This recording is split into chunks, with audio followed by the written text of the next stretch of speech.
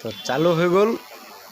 মই উপস্থিত হৈছোঁ আহি আমাৰ নগাঁৱত যিটো ডিং ৰোডত আছে আমাৰ শংকৰদেৱৰ জন্মস্থান, আমি তাতে আহি পাইছোঁ। যিহেতু আজি হোলী উপলক্ষে মেলা চলি আছে, আজি আৰম্ভণি আৰু আমি আজি প্ৰথম দিনা আহিলোঁ, গতিকে পিছত আহিবলৈ সুবিধা নাপাওঁ বুলি আজি আহিলোঁ। আৰু এয়া চাব পাৰে ৰাইজৰ ভিৰ আৰম্ভ হৈছে এতিয়া মৰ্ণিং টাইমত, গতিকে আৰু মানুহ হ'ব। আজি প্ৰথম দিন, 5 দিন মেলা হয়, যিহেতু আজি প্ৰথম দিনৰ মেলা হয়।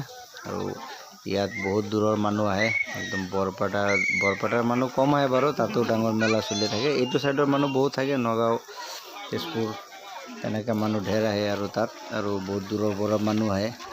গতিকে আপোনালোকে আহিব মেলা চাবলৈ, যিহেতু আজিও চলি আছে মেলা। 5 দিন চলিব মেলা, 3 দিন হ'ল এতিয়ালৈকে।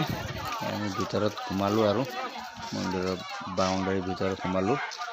গতিকে মানুহে যাৰ যোগাৰ ঢেৰ আছে, জেলেবি আছে, কাপোৰ আছে, বহুত মাৰ্কেট জমা হৈছে। আপোনালোকে কিবা বজাৰ কৰিব থাকিলে ল'ব পাৰে আহি মেলাত, যিহেতু মেলাত বস্তু কিনিবলৈ ভাল।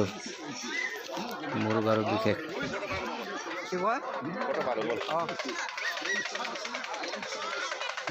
ল'বলগীয়া একো নাই, তথাপি আৰু চাই লওঁ আৰু মানুহে লোৱাটো চাই থাকিলেও ভাল লাগে।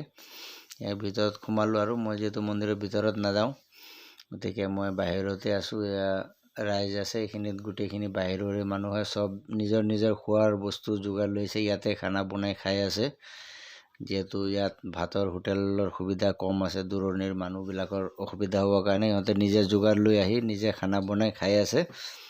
আৰু আপোনালোকে আহিব মেলা চাবলৈ, আশা থাকিল।